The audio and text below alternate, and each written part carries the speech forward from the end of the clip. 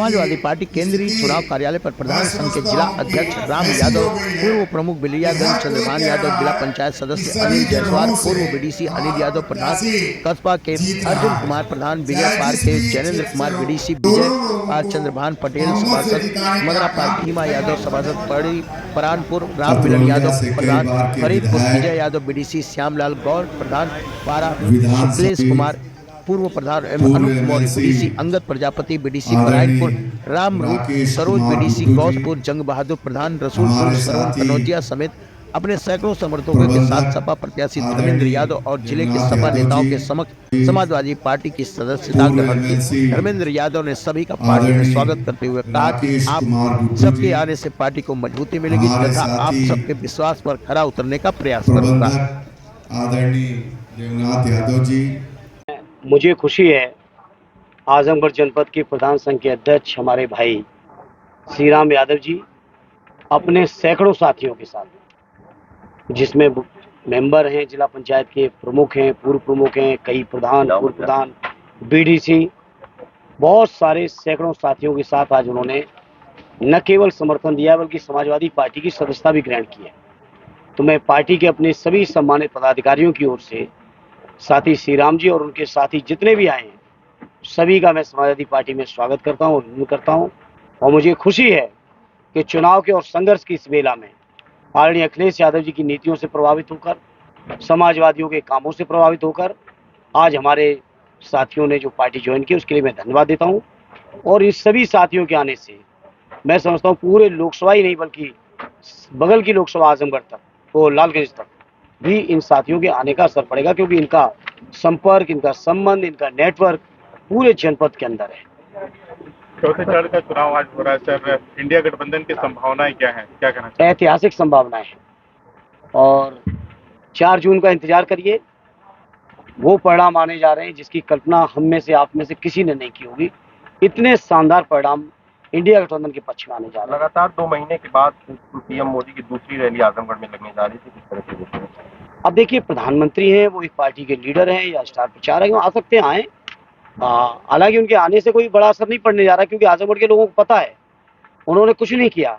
हालांकि प्रधानमंत्री जी आएंगे तो शायद शर्मिंदा होंगे, जिस चीज़ का उनसे झूठ बोल के शायद उद्घाटन कराया गया। मैं तो समझता हूँ प्रधानमंत्री के स्तर पर इतनी बड़ी गलती नहीं करनी चाहिए। कहीं ना कहीं झूठ जरूर बोला होगा उनके नीचे के अधिकारियों ने या नेताओं ने।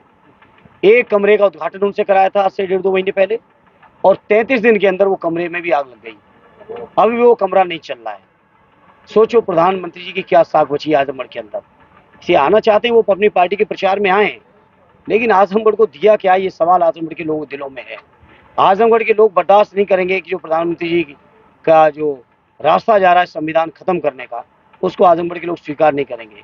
आजमगढ़ के लोग लोकतंत्र खत्म करने का जो रास्ता है प्रधानमंत्री जी का, उसको कभी स्वीकार नहीं करेंगे। आजमगढ़ के लोग आरक्षण जो खत्म हो रहा है उसको स्वीकार नहीं करेंगे। जाति जनगणना पर जो प्रधानमंत्री जी का स्टैंड है उसको कभी आजमगढ़ के लोग स्वीकार नहीं करेंगे। जो अग्निवीर की स्कीम पर स्टैंड है कभी स्वीकार नहीं करेंगे। जो रोजगार के मामले पर, महंगाई के मामले पर, सरकारी कर्मचारियों की पुरानी पेंशन के मामले पर जो भारतीय जनता पार्टी और प्रधानमंत्री जी का जो स्टैंड है, आजमगढ़ के लोग नकार चुके हैं।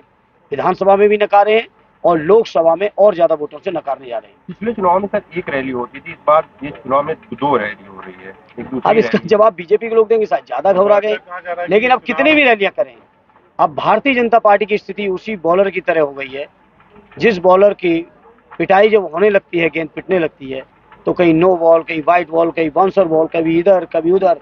अब बीजेपी के लोग कुछ भी करें, अब जनता को यकीन बीजेपी पे नहीं रहा। जनता ने बीजेपी पे बहुत भरोसा किया। प्रधानमंत्री जी की बात को लोगों ने ये मान लिया था कि शायद ये कह रहे हैं तो जरूर पूरा करेंगे। चाहे भ्रष्टाचार का सवाल हो, चाहे महंगाई का सवाल हो, रोजगार का सवाल हो, किसानों का सवाल हो, अर्थव्यवस्था का सवाल हो, हर मुद्दे पर बीजेपी ने फेल किया। जो लोग डंका बजा रहे थे भ्रष्टाचार के खिलाफ लड़ाई लड़ने के लिए, जो कह रहे थे कि खाऊंगा ना खाने दूंगा, अरे आपने तो लोगों की जान लेके खा लिया। गलत वैक्सीन लगा के उस वैक्सीन कंपनी से सैकड़ों करोड़ चंदा बीजेपी में लिया है। ईडी, सीबीआई और भाजपा के सरकार में बैठे लोग मनी ट्रेल की बात बहुत करते थे। अब बताओ इस मनी ट्रेल के बारे में क्या बात करोगे? जो वैक्सीन सरकार ने सुनियोजित तरीके से जबरदस्ती कई शर्तें लगा के जो वैक्सीन लगवाई, उस वैक्सीन कंपनी से भी चंदा उठा लिया। बीजेपी के लोग भाषण देते थे कि हम लोग स्लॉटरिंग बंद करेंगे। स्लॉटर कंपनी से सबसे बड़ा चंदा बीजेपी उठा लिया। पाकिस्तान के नाम पे बहुत भाषण दिए, पाकिस्तानी कंपनियों से चंदा उठा रहे हैं। तो बीजेपी चंदा जीबी पार्टी बन चुकी है। चंदा दे के बीजेपी से कुछ भी करा सकते हो। और सर कहा जा रहा है, आम लोगों में चर्चा है कि ये चुनाव नरेंद्र मोदी वर्सेज भारत की जनता का हो गया। इस पर आप क्या कहते हैं? मैं आपकी बात से 100% सहमत हूँ। जनता ने बहुत भरोसा किया, 10 सालों तक किया। यूपी के परिप्रेक्ष्य में बात करो तो 4 चुनाव में, 14, 17, 19 और 22 तक। लेकिन जब चारों चुनाव में जनता ने जाके देखा कि हम लोग को ठगा गया है, तो आज जनता स्वयं खड़ी हो गई बीजेपी के खिलाफ। और विपक्ष का जो सबसे बेहतर और मजबूत और एकमात्र विकल्प है इंडिया गठबंधन, उस गठबंधन के साथ आज पूरे देश की जनता खड़ी है। इंडिया एक छोटा अलायंस सा की भी सवाल प्रधान संघ की तरफ से, बहुत सारी चुनौतियां होती हैं, शासन स्तर से लेकर प्रशासनिक अमले को भी झेलना पड़ता है, तमाम चुनौतियां होती हैं। तो क्या आश्वासन देंगे तमाम प्रधानों को? आजमगढ़ बहुत मजबूत समाजवादी लोग हैं यहाँ पर। हमारे 10 विधायक हैं, हमारे पास 3 MLC हैं, 4 जून के बाद 2 सांसद और होंगे। ये सब मिलके अपने न केवल प्रधान बंधुओं के बल्कि आजमगढ़ के किसी भी व्यक्ति के साथ अन्याय, अत्याचार, शोषण हम लोग बर्दाश्त नहीं करेंगे। सर इंडिया अलायंस की भी कोई रैली होनी है, जैसा कि राहुल जी और अखिलेश जी लगातार देखने अभी को मिल रहा है? हमारे सारे लीडरान 4th फेज में बिजी हैं और कैंपेन शुरू हो चुका है 5th फेज का। अपने यहाँ 6ठा फेज है, आने दीजिए, सब चीजें आएंगी। अभी इनको देखने दीजिए, इनके भी पत्ते खुलने दीजिए। प्रधानमंत्री और कितनी बार आते हैं, आए। ठीक सर।